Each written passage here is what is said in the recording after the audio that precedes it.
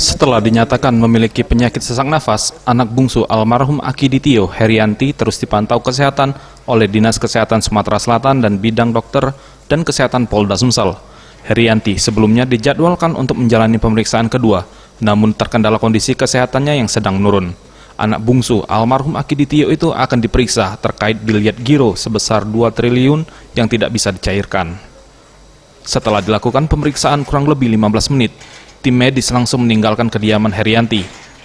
Dokter spesialis forensik Rumah Sakit Bayangkara, Kompol Mansuri, mengatakan dari hasil pemeriksaan diketahui kondisi Herianti mulai pulih dan sudah tak lagi menggunakan oksigen untuk membantu pernapasannya. Ia menjelaskan dalam pemeriksaan tersebut, ia dan tim medis hanya melakukan pengecekan kesehatan biasa dan melakukan wawancara terkait sakit yang diderita Herianti. Dari hasil pemeriksaan, keadaan Herianti baik-baik saja dan saturasi pernapasannya juga sudah kembali normal, sehingga tabung oksigen yang sebelumnya digunakan Herianti sudah dilepas.